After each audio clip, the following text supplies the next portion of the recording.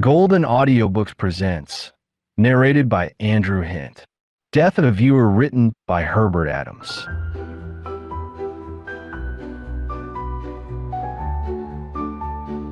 Chapter 21, The Second Tragedy. There was another moment of stunned silence. Then they all rose to their feet, all but Lord Bethesda. He tried to rise, but sank back into his chair. Roger went to his side and helped him. Where? Eo was asking. Upstairs, Karsten said. They moved the door, Roger and his lordship being in the rear. They saw on a landing above them that the screams came from Bridget the nurse.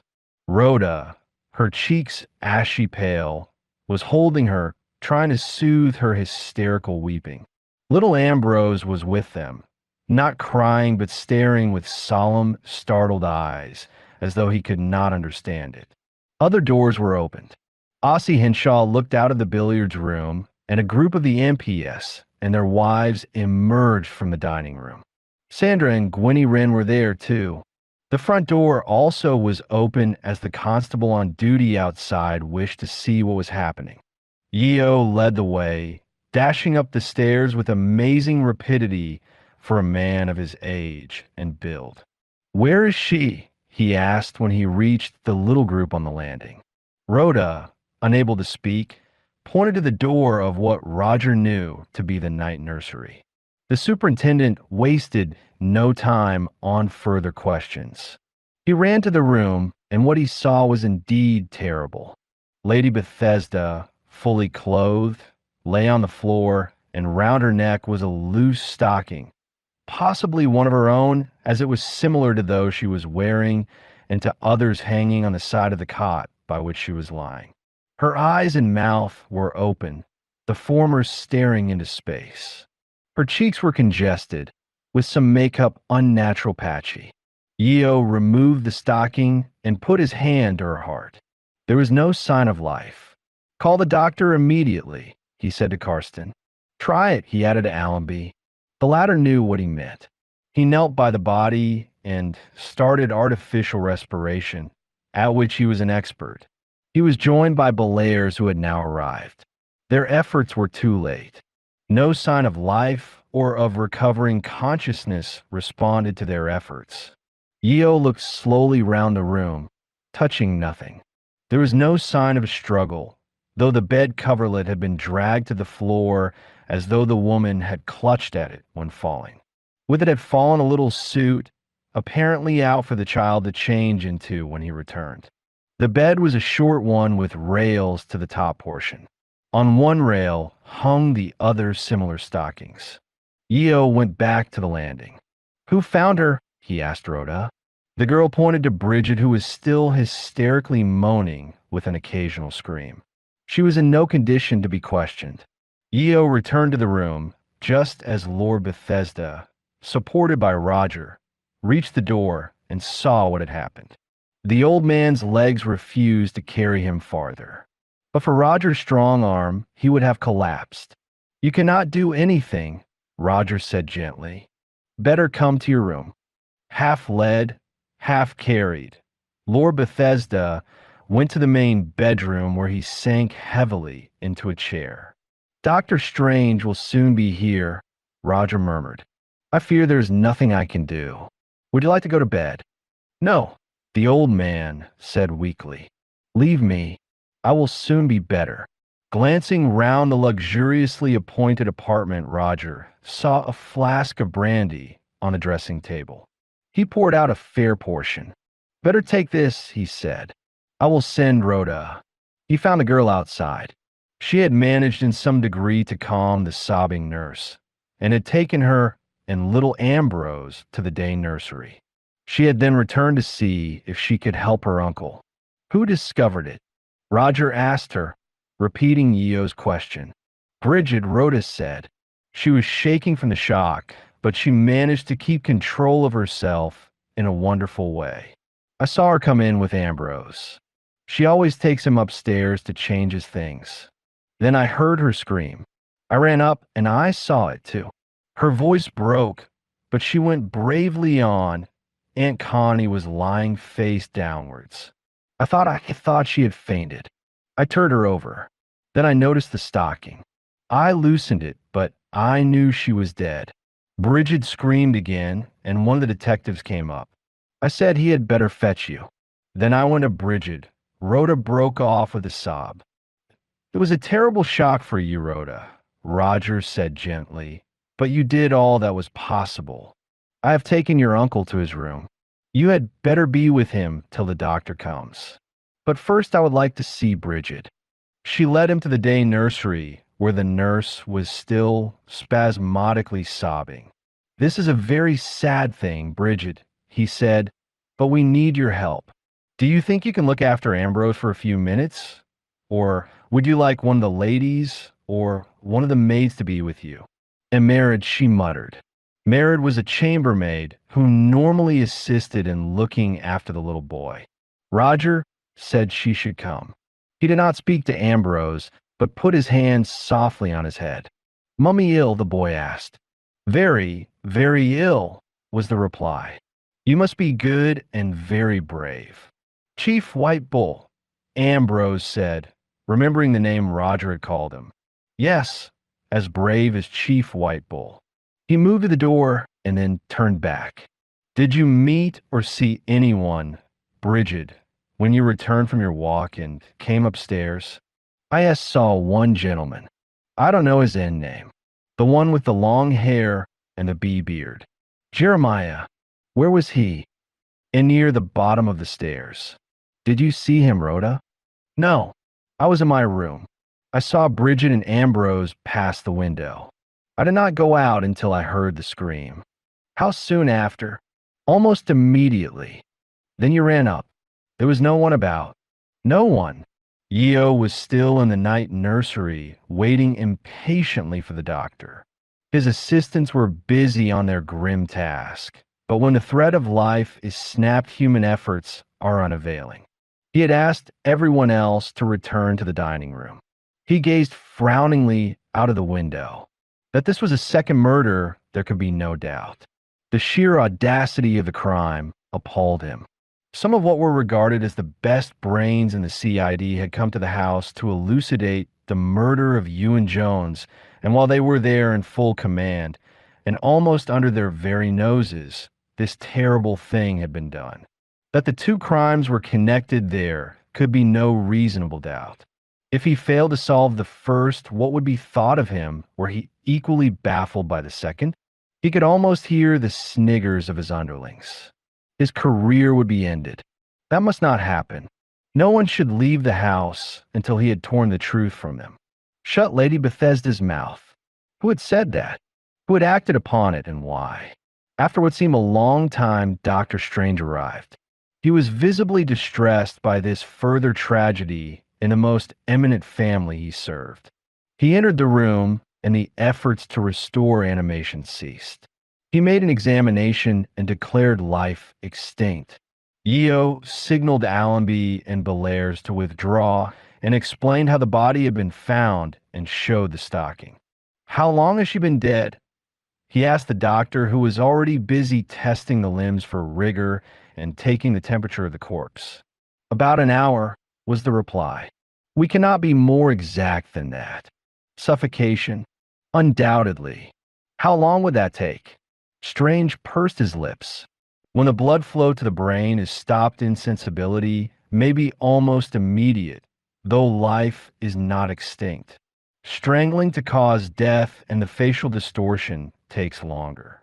It must have been done by someone in the house, Yeo said. Possibly by the same person who shot Ewan. The nearer I can get to the precise moment, the more it will narrow down those who could be guilty. I see that.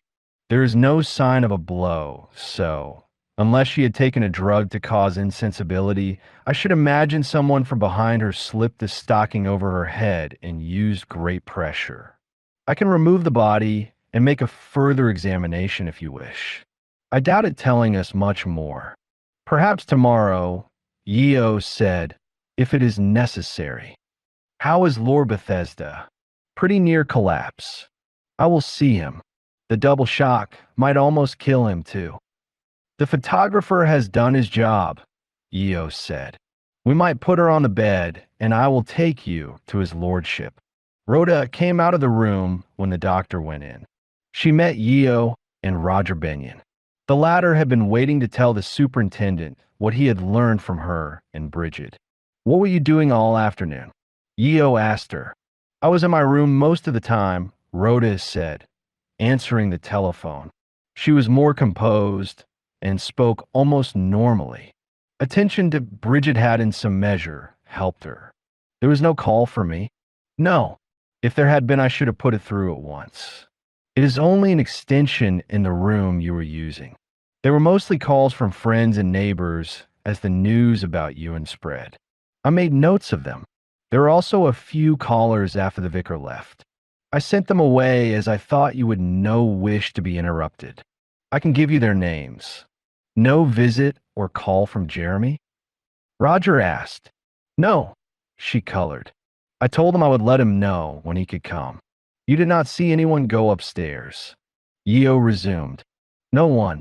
Bridget met Mr. Dayton. At least I think that is whom she met. I will see her. About the stockings. This is a similar one from the bed rail. Would you say it is Lady Bethesda's? Rhoda's hand trembled a little as she took it. I should say it is. Would it be usual for her ladyship's stockings to be on the little boy's bed rail? Quite usual. Bridget is a good needlewoman, and my aunt often put stockings there if they needed mending. It was something for her to do while Ambrose was going to sleep. She showed 2 places in the stocking that needed slight repair. Dr. Strange did not spend long with Lord Bethesda. He murmured words of sympathy on this further shock and took his pulse. You would be better in bed, he said. I do not wish to go to bed just yet, Lord Bethesda replied in a low tone. I shall have my things taken to another room. Dr. Strange could understand that. It would be better for him to leave the twin-bedded room with all its associations and with his wife's many belongings in it.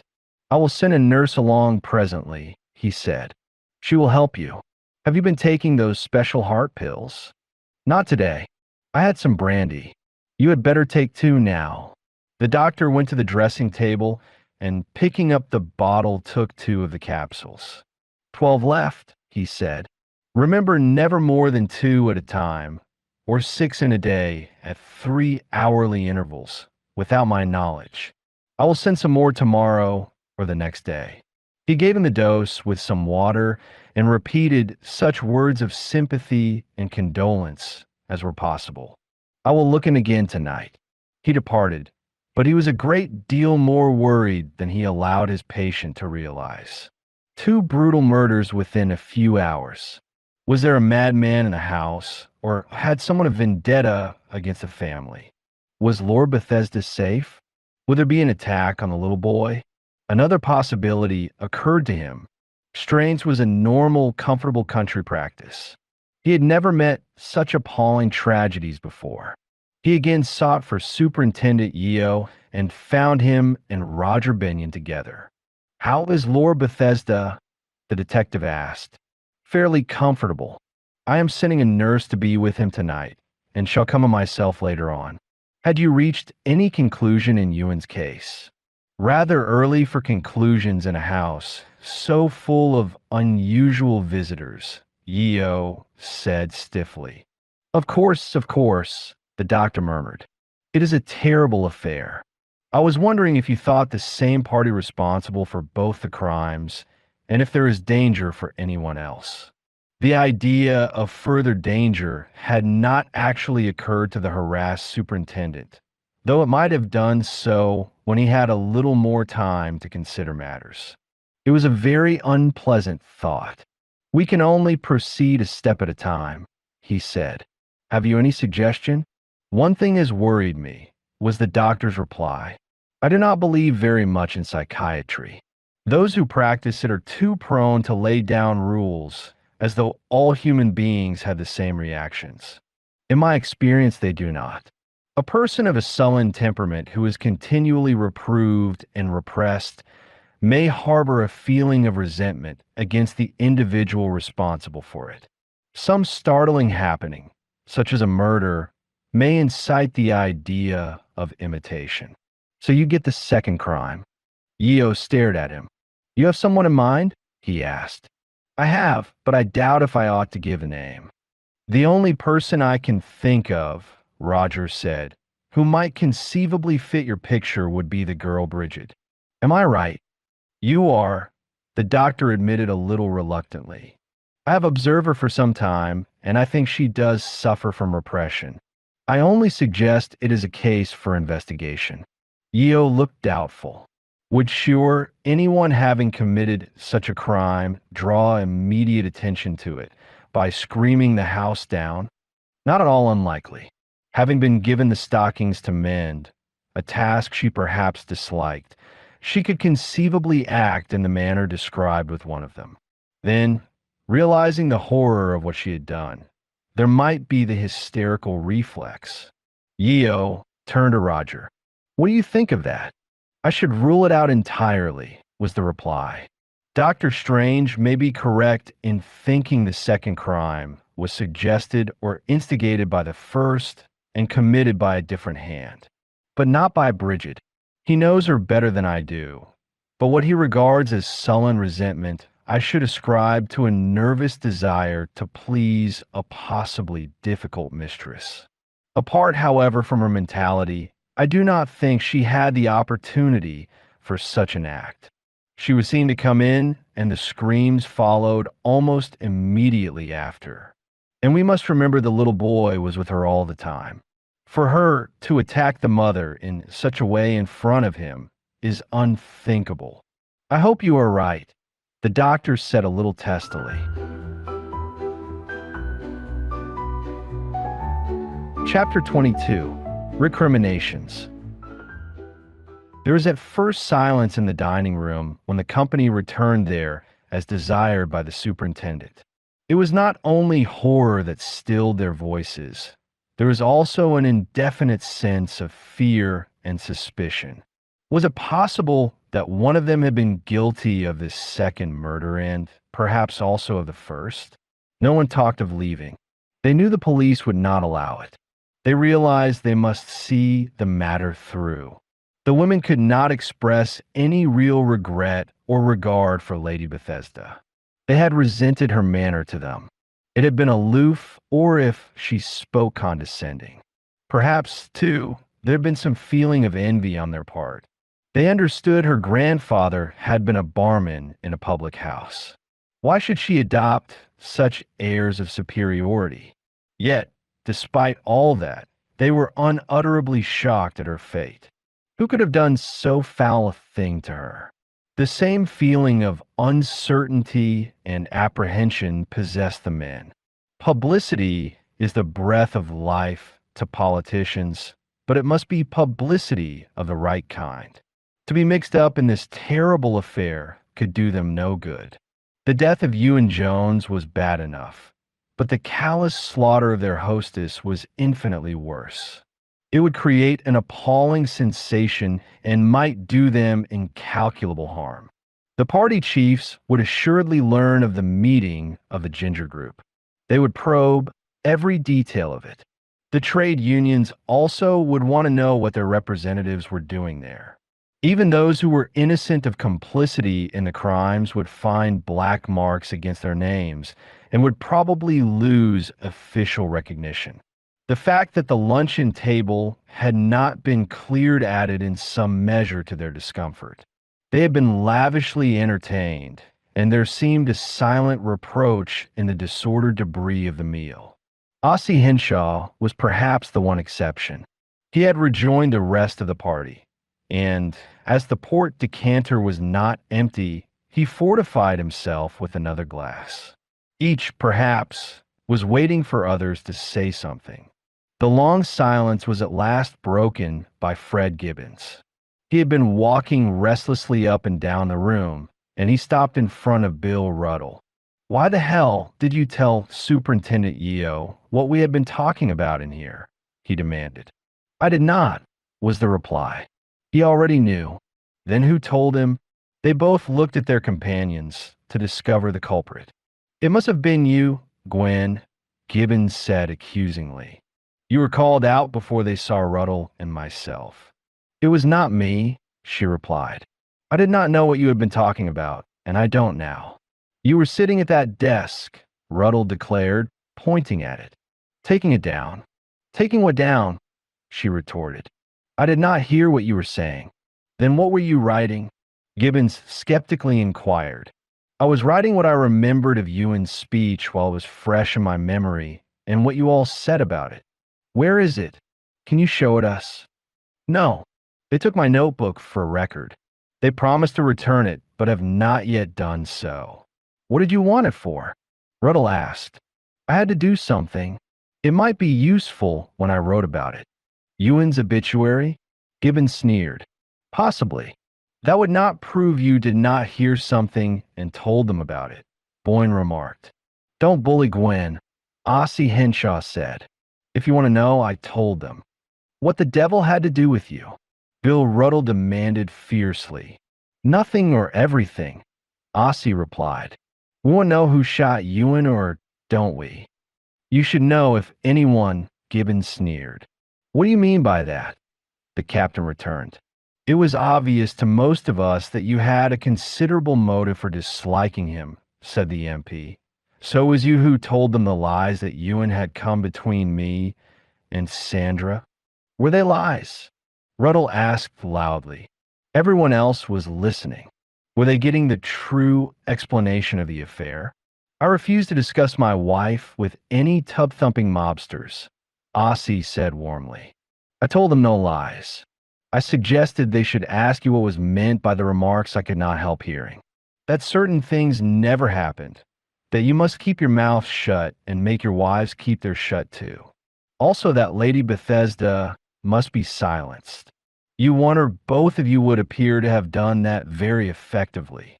Both Gibbons and Ruddle were red with anger. If you dare say that again, the latter exclaimed threateningly, I will knock your head off. No need to say it again, Henshaw retorted. The police are as capable of putting two and two together as most people. You cannot deny you used those words, or words to that effect.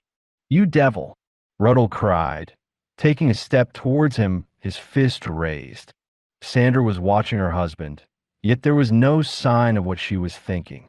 She knew he was no coward, but he was no match for Big Bill if it came to fighting. The intervention came, however, from an unexpected quarter. Old Jeremiah Dayton moved between them, his hands aloft in protest. Nothing will be gained by our quarreling among ourselves, he said. It is possible you are all right and yet all wrong. Certain words were used that might have had a meaning quite different to what Captain Henshaw supposed. Ruddle and Gibbons may have misconstrued certain attentions paid by our poor friend Ewan to one of his guests. I suggest the explanation of the terrible crimes may lie in quite a different quarter. And what might that be? Gibbons sneered. Are there not strange servants in the house? Some of them, I believe, are foreign. I cannot say what motives they may have had. That is for the police to find out. Those who know they are innocent have no need to be afraid. Let them pray that the truth may be discovered. Mr. Dayton is right, Gwenny Wren said. We can each tell what we know to be true. The question of proof is not in our hands. I only said what I knew to be true, Ossie muttered. It has not been contradicted. What I said was true too, Gibbons commented. Nor has it been contradicted, only refused to be discussed. Ossie might have made a hot rejoinder, but there was a sudden silence. The door opened and Superintendent Yeo, grim and purposeful, strode into the room. Chapter 23, Conspiracy of Silence. I did not want to make a speech, Yeo began. You all know what has happened. The murder of Ewan Jones on Saturday night by shooting has been followed this afternoon by the murder of Lady Bethesda by strangling. It does not follow that both crimes were by the same hand, But it would be strange if there were two murderers in the house at the same time, unless they were acting in collusion. I look to you all for your assistance in clearing up these crimes. To all, it may be, except those guilty of them. It may well be that the murderer or murderers are in this room now. All eyes were on him. What did he know? Had he learned that in the brief time that had elapsed since the new tragedy had been discovered? He could not be sure as to the criminal, or he would not have spoken as he did. Roger Binion had returned with him and had taken a seat by the door. The two inspectors, Allenby and Bellairs, stood not far off. Sergeant Carston, notebook in hand, sat at the desk Winnie Wren had previously used. It was an impressive proceeding, and a shiver seemed to pass through the company when Yeo made his statement, as well it might. He had decided it would be best to see them all in this way in the first place, though individual interrogations might follow. There was silence for a perceptible time. "Has any one of you anything to say?" Yeo asked. Then Boyne spoke. He was the man who had declared that Ewan's suggestions seemed like Russia to him. He put forward Jeremiah's theory. "We are shocked almost beyond words by what has happened," he said. "I'm sure we would help you if we could, but I believe there is a considerable domestic staff, some strange to the house. Is it proved beyond doubt that none of them is implicated?" There was a general murmur of assent and relief when this question was put. It seemed such a reasonable suggestion. "I'm sure none of our men is concerned," Mrs. Boyne added. "But aliens, I need hardly say that the idea as to the domestic staff has been well considered," Yeo replied. As a matter of fact, Inspector Bellairs was in the servants' quarters all the afternoon taking statements and checking references. They were all present, and not one of them left their quarters during the time that is vital to us, from 2:30 until 4:00, between which hours Lady Bethesda was murdered. That is why these luncheon things have not been cleared away or tea served. We are also satisfied that no one from outside gained entrance as the doors were guarded." He paused.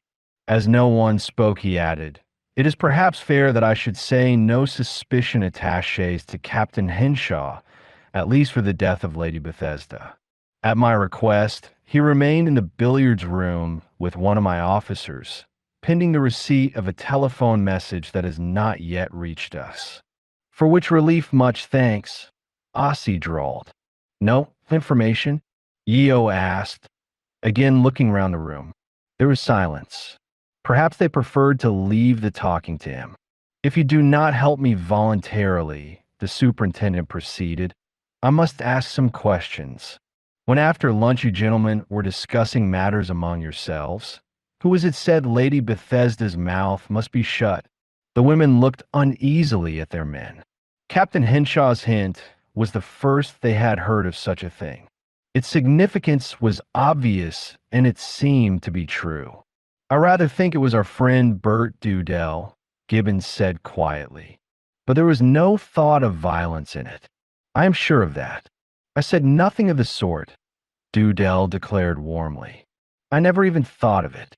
It was Gibbons who suggested if there was any inquiry about Ewan's speech, we must pretend it never happened. All I said was the women were present when he spoke, as well as ourselves. I was thinking of our wives, not Lady Bethesda. If anyone mentioned her, it was Gibbons himself." "No," Gibbons said. "It was not me. It might have been Ruddle." "Certainly not." Big Bill shouted. "Her mouth has been shut," Yeo said sternly. "I want to know who first suggested it." There were at once charges, countercharges, and denials.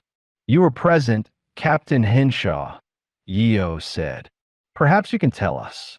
"It was Ruddle," Henshaw replied. His voice was louder than the others. "That is right," Joe Edmonds declared. Edmonds was Ewan's friend, and if anyone really grieved for him, it was he. "Ruddle said she hated us and would make mischief if she could." Then others remembered the same words. Big Bill looked furious. "We were all talking about Gibbons's absurd suggestions," he said. "How could we pretend a thing had never happened when besides ourselves there were so many witnesses to it. Lord and Lady Bethesda, Captain and Mrs. Henshaw, Gwenny Wren, and Major Benyon. If I mention one name, it was merely to show how ridiculous it was. I had nothing against Lady Bethesda, and I never saw her again.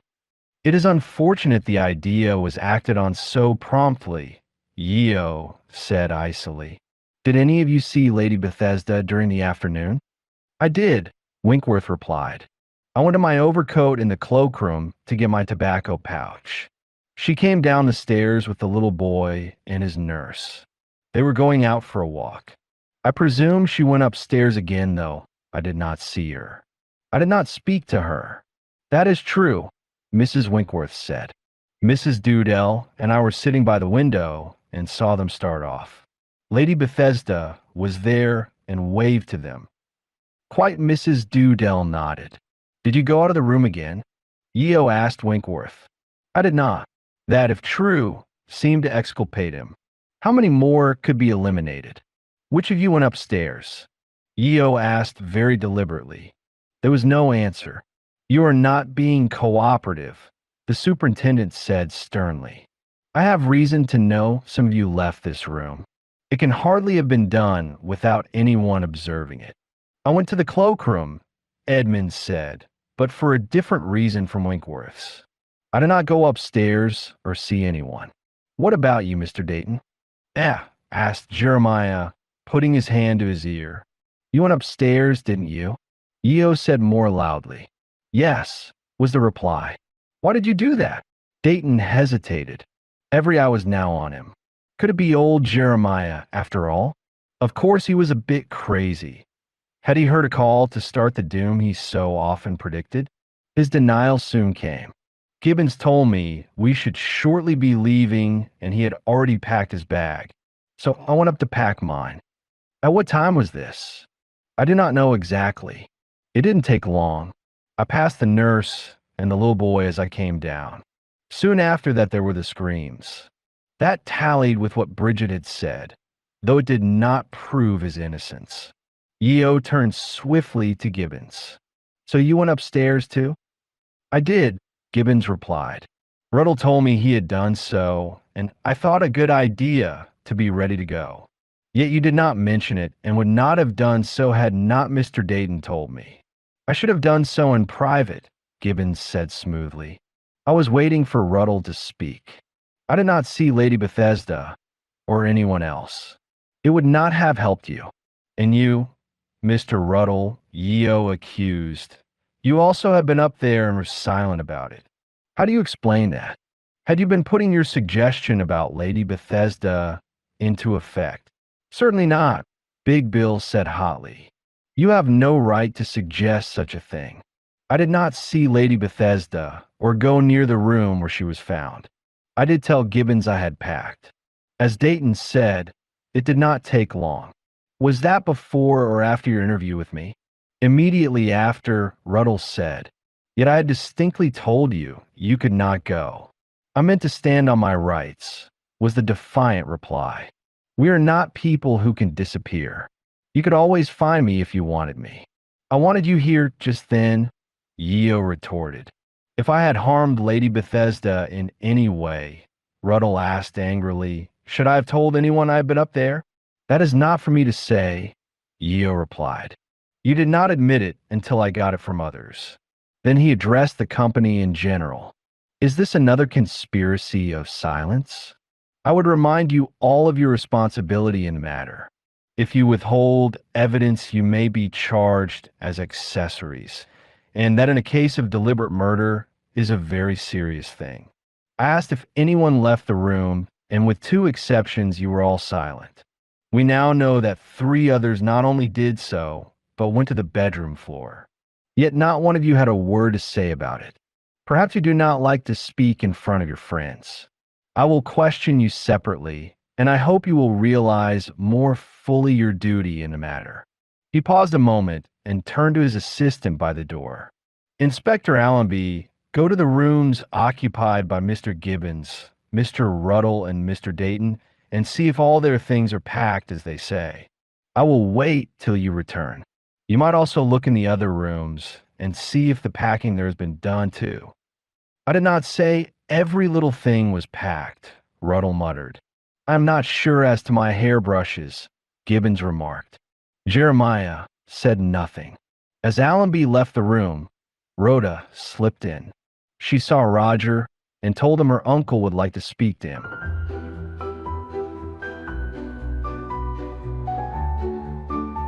Chapter 24. Roger's Question. Lord Bethesda was still in the room where Roger had left him, the room he had shared with his unfortunate wife. It was a handsome, spacious apartment with lofty paneled walls. Many of the priors of old, no doubt, lived in comfort, whatever austerities they may have deemed good for their weaker brothers. There was the incongruity in its present furnishings, as was shown in her ladyship's room downstairs. The twin beds, some distance apart, were of the good Tottenham Court Road brass of some years ago. Each had a silken coverlet embroidered with a golden coronet with the appropriate number of knobs. The large dressing table of Regency design carried a profusion of bottles and beauty aids. Two spacious wardrobes with mirror panels were of Victorian walnut. The Chinese carpet was soft and irreproachable. Near the dressing table stood an escritoire that bore on it 3 large photographs in heavy silver frames showing Master Ambrose at different stages in his young life. A recamier bed sofa and chairs of many styles, ancient and modern, added variety, if not dignity, to the room.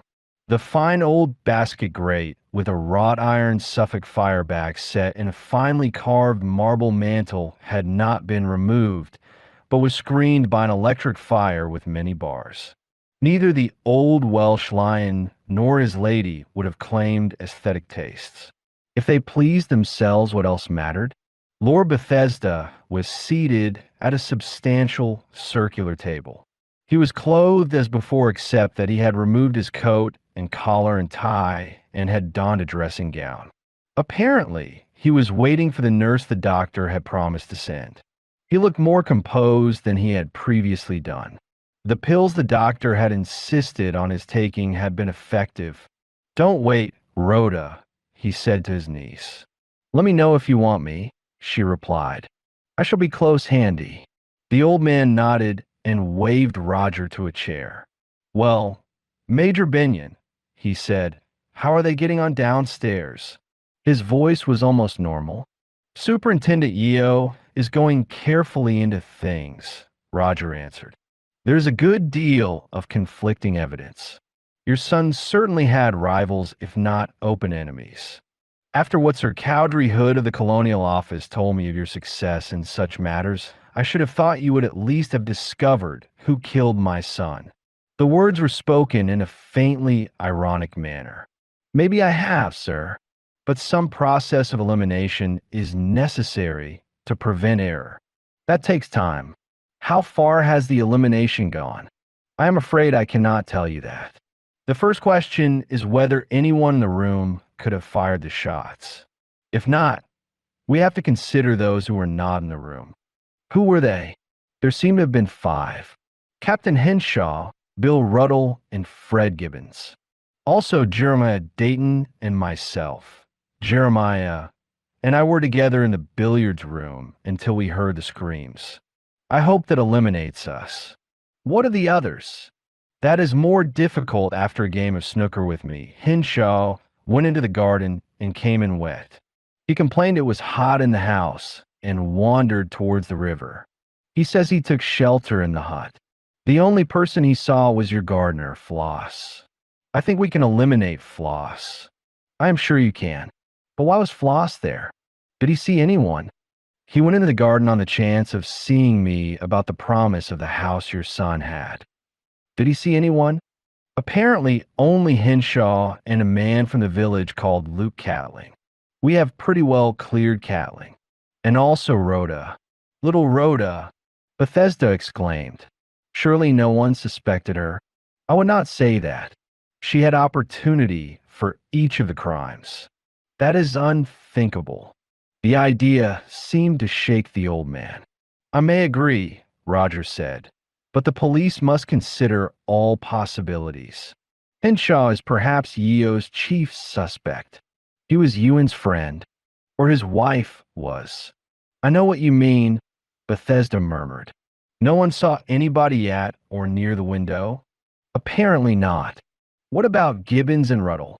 Gibbons told us he retired to his bedroom and fell asleep. Ruddle says he was in the study preparing a speech. Both reappeared shortly after the shooting. Neither has an alibi. I've been here all day and know so little of what has been happening, the old man said. But you implied you had ideas of your own apart from Yeo's suspicions. Were they? Should I not leave it to Yeo? I would rather you told me. You are sure you wish that? Quite sure. It is why I sent for you. I have not much time, and the truth must be told, whatever the consequences. But perhaps when you are feeling stronger, who knows that I shall ever feel stronger than I now am? Roger was silent for some moments. It was one of the hardest decisions of his life. But he could see the old man was in earnest and meant every word he said. You would not wish the innocent to suffer.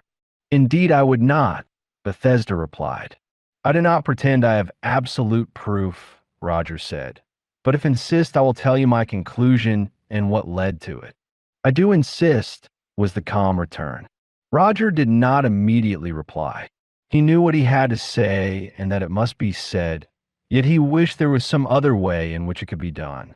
Then he spoke quietly, but with no lack of confidence.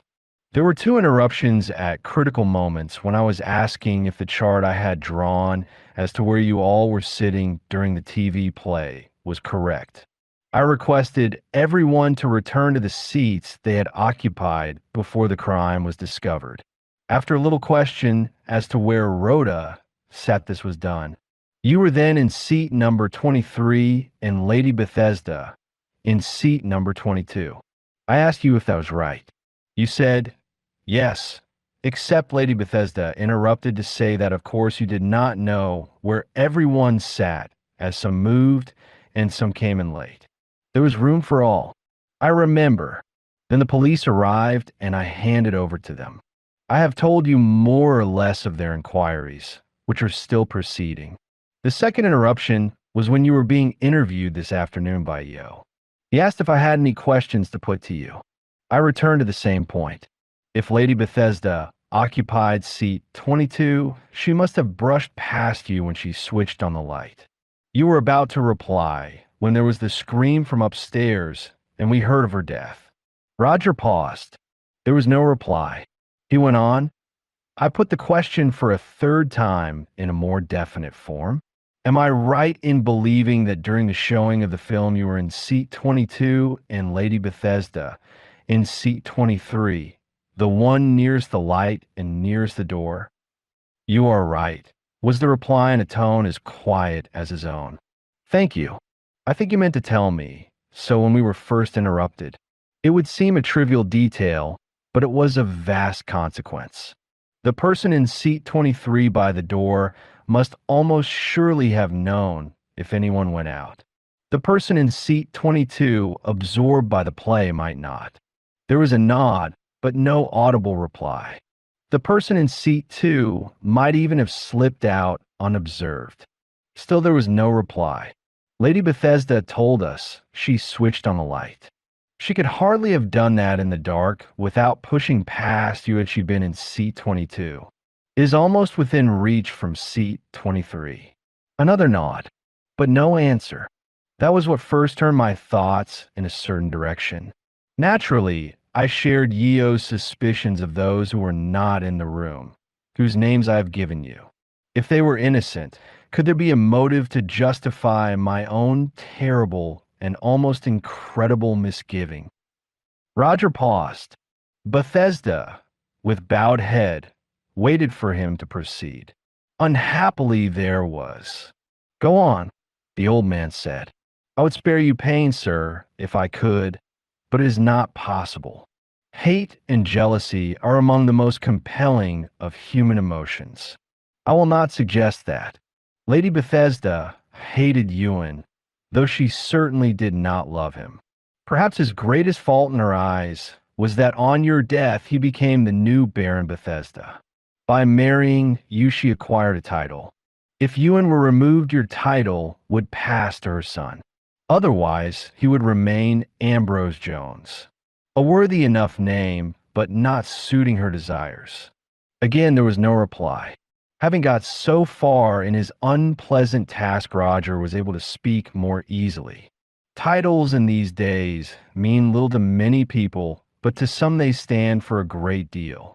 There have been many cases in history where a stepmother has acted in a similar way for a similar reason.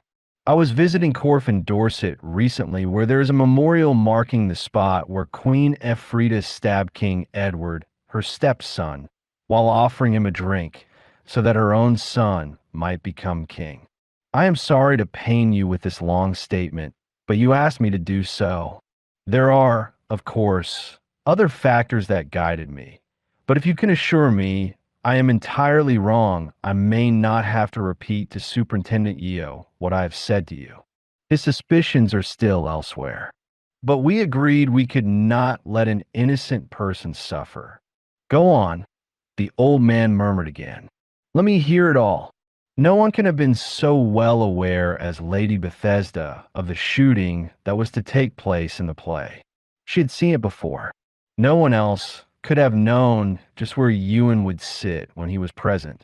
She also knew that the windows and the curtains met exactly behind the TV set.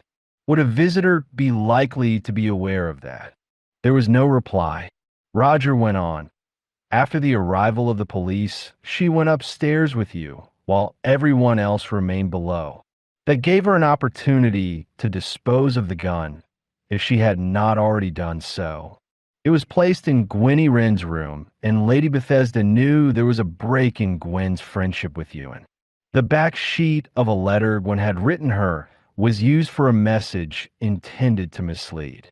On it was typed, "He was ambitious, so I slew him," completes the quotation.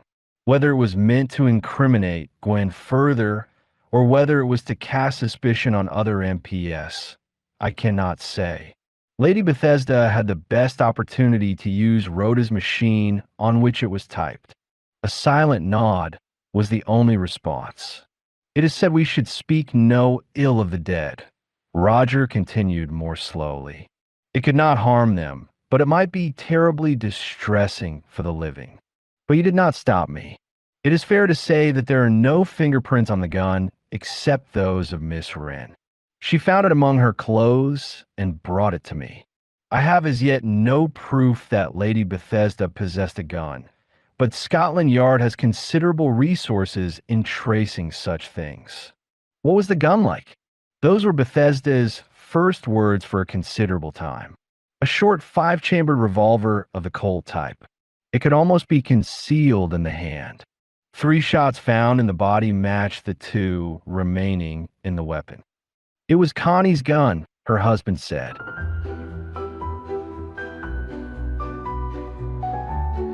Chapter 25. The Inevitable Sequel.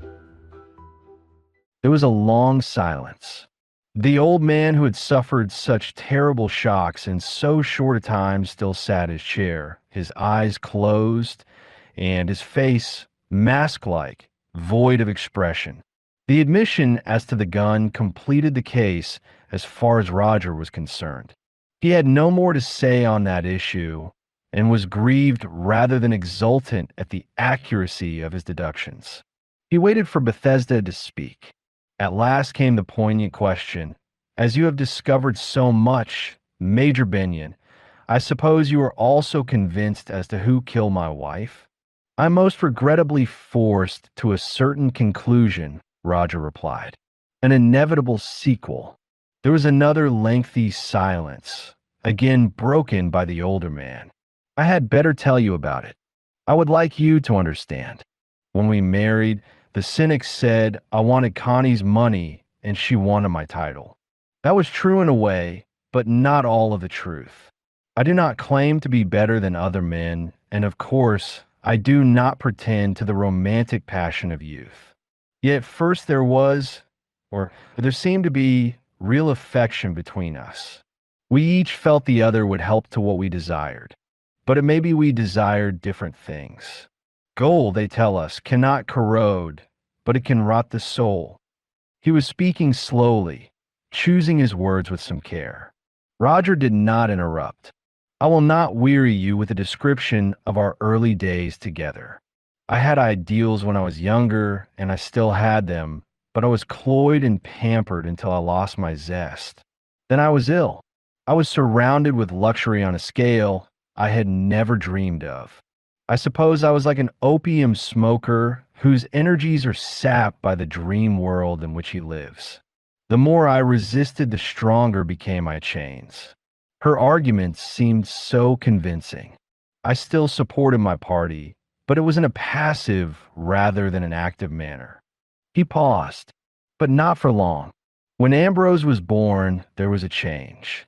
She was utterly devoted to the boy. She was still kind, too thoughtful for me. The change was towards Ewan. Previously, they had got on well enough, but then she made him feel he was not welcome here. When I was again ill, this grew more apparent.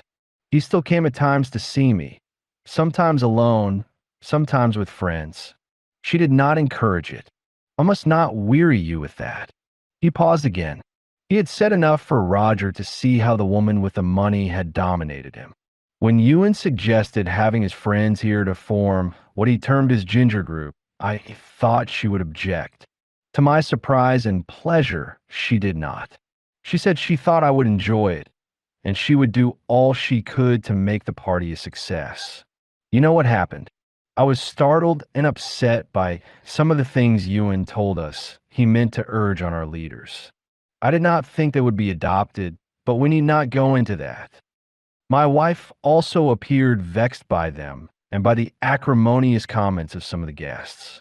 She suggested that to prevent quarreling on the second evening, we should all see that TV play, a repeat of one we had had before.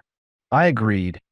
When it was discovered that Ewan had been shot, I was too shocked to realize the importance of the precise seats we had occupied. I was in a way aware of the fact that she had left the room for a short time. I had been deeply interested in the story, and a hostess might well have matters to attend to. I gave such things no thought until a remark she made when we were upstairs brought them suddenly to my mind like an evil dream.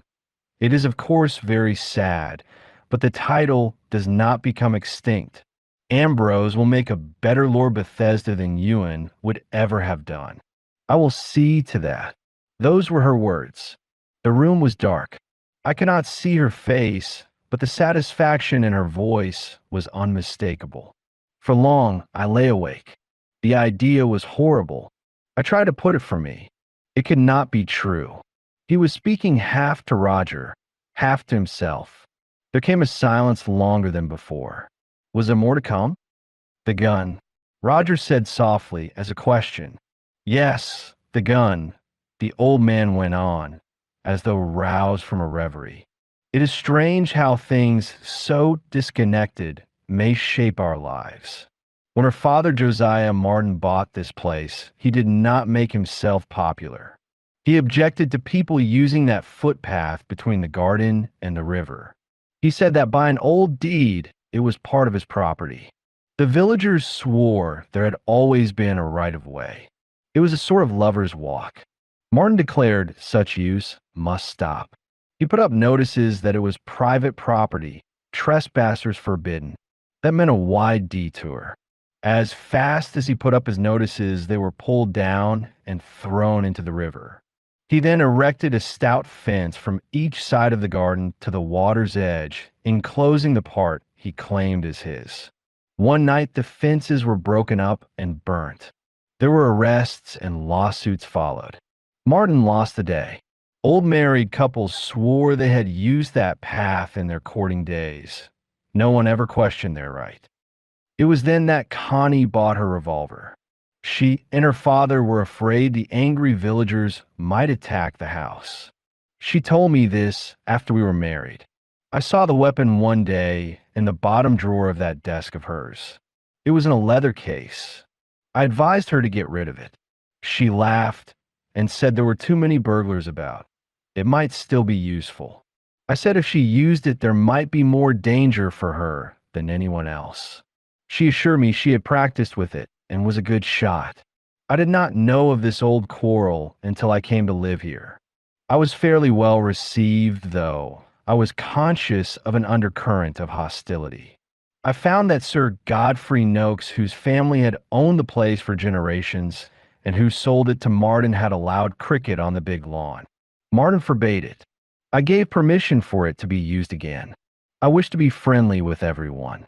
But soon after Ambrose was born, Connie begged me or ordered me to stop it. I had parts of the common turfed and rolled and gave them a pavilion. He made a gesture as though to dismiss bygone affairs. This morning, though it seems so long ago, I got up as soon as it was light to see if the gun was still in her drawer. I thought she was asleep. The case was there, but it was empty. The old man's voice was weakening. The strain was telling on him. But without prompting, he went on to the most horrible part of his story. I turned toward my bed. She had been watching me. "What is the matter?" she asked. What could I say? I was proud of Ewan. I loved him, but I was a weak old coward. I wanted to think. I muttered I could not sleep and got back into my bed. What must I do? Could I accuse my own wife? Once again he stopped. Roger indeed felt sorry for him. It was little wonder he had been prostrated, though it had been attributed to a different cause. But that was not all. Throughout the morning, she was most kind to me. She would hardly leave my side. Yet I knew and she knew I knew. But I could not say a word. The end came soon after lunch, shortly before Strange called, earlier than we expected him. She said I must sleep and I should feel better. She would give me my pills. I generally took them dissolved in a glass of wine. I was never to take more than 2. Through the mirror, I saw her drop in at least 6. She brought me the glass. I said put it down. I would take it presently. She left the room. I slipped out of bed and poured the stuff down the wash basin. Then I got back and pretended to be asleep, the empty glass by my side. He was relating it in an unemotional tone, almost as though he was an onlooker at something that happened to someone else. Then his voice grew more bitter. It was horribly clear. Strange had often said 2 pills would stimulate the heart. More would overstimulate it and might be fatal. She had shot Ewan and she meant to get rid of me. Then our innocent little Ambrose would indeed be Lord Bethesda. I had not long to live in any case, but she could not wait. No doubt it was safer for her to silence me. It was all so easy. No one would suspect her. Even Strange would hardly be surprised. When he came, he asked if I had taken any pills, and I said no. He seemed to think there should be more in the bottle. Connie was there. If my reply surprised her, she did not show it. Perhaps she thought I had forgotten. Perhaps she thought she had not given me enough. If so, 2 more should help. She asked if I might see the detectives. Strange said yes, if it was necessary and I'd have my sleep. Then I was left, and again, I pretended to sleep. She had seen the nurse take Ambrose out. She came back here and tiptoed across the floor to look at me. Then she crept away to the night nursery, as she often did. There was another pause. Roger did not speak. The old man must tell his story in his own way. I did not sleep. Who would? I got up and dressed, but remained barefoot. I went to the nursery. The door was ajar. I did not know exactly what I meant to do, but Ambrose was my son as well as hers. I must not leave him to the care of a murderess. The way was made clear for me. She had carried some stockings into the room, but one had fallen to the floor. I picked it up. She was bending over the bed, humming to herself. She did not hear me. I put the stocking over her head, round her neck. She struggled, but only for a few moments. I held on and drew it tighter and tighter. Then I came back here and finished dressing. I called to Rhoda that I would see the superintendent. I meant in the end to tell him what I had done and why. But, as you said, we were interrupted. He stopped. It was truly a terrible story. The woman was already dead before he came down to face his questioners, not killed while he was doing so. No one had a better opportunity. No one a more compelling reason. That is all. You have justified Hood's belief in you, Major Benyon. Now I suppose it is your duty to arrest me. That is not my duty, Rogers said, though it may be for others. What is your wish? I only wish to sleep. If I leave you to sleep, will you first write out what you have told me? Not all of it, but enough to save other people from suspicion. I will. I can promise you that. One other thing I want to say. I made a will some while ago, leaving all I had to Rhoda. It is not much, but she's a good girl. Of course, Ambrose will be more than adequately provided for. I also said in the event of my wife's death before he became of age, I would like Rhoda to be the boy's guardian. I do not know what made me add that. Perhaps it was some sort of premonition. You know she hopes to marry Jeremy Valiance? Roger asked. She has not told me, but I guessed. He is a good fellow. I am happy about it. Roger rose to go. The old man stood up too. I thank you for your help, Major Benyon. Keep an eye on Ambrose if you can. I do not know if you care to shake my hand. Roger took the wrinkled hand in both of his. I will. Chapter 26. The best possible ending. How is he? Rhoda asked. Shall I go to him? She had been waiting on the landing and came forward as Roger left the room. Not yet, he replied. When is the nurse coming? She phoned a little while ago. She had heard from Dr. Strange, but she is busy on a case. It may be 2 or 3 hours before she can get here. She told him so. That should be soon enough. Your uncle has some writing to do, and then he wants to go to sleep. No one is to disturb him unless he rings. What's happening downstairs? I don't exactly know. I think Mr. Yeo finished talking to them in the dining room and is now seeing them separately in the study. Do you think he will discover the truth? I never thought such dreadful things could happen. There was a sob in her voice. He put a hand gently on her shoulder. You have been a grand girl, Rhoda. If you could have done all you have done and been so brave. Yes, Yeo will discover the truth. You must keep your courage to the end. I believe you and Jeremy will soon be together. I told your uncle about it. He was not surprised and said it made him very happy. How? There's little Ambrose. He is frightened. I do not think he quite understands. I promised he should sleep with me tonight, and that seemed to comfort him. It is the best thing you could have done. Thank God there are such girls as you. See that no one disturbs your uncle. I will wait for time in your office, if I may. I don't wish to disturb Yeo just yet. You will find me there if you want me. She nodded. He went down the stairs, and she returned to the room to be with the boy. Was he doing right? That was the question Roger asked himself as he sat alone beside the desk that bore the typewriter that had played its small part in the drama that had just been unfolded. Lord Bethesda's story had only confirmed the theory he had already formed, filling in details at which he could only guess. He believed every word of it. The proof was overwhelming. But was he doing right? The old Welsh lion had lived a wonderful life. Born in the humblest circumstances, when the miner's existence had often been truly pitiable, he had risen by his own exertions to a position he bad never dreamed of. He had fought for the underdog and had been fully trusted by his fellows who had sent him to Parliament with vast majorities. Finally came the reward of a peerage. That, and the marriage that followed it, had been the beginning of tragedy. Gold can rot the soul.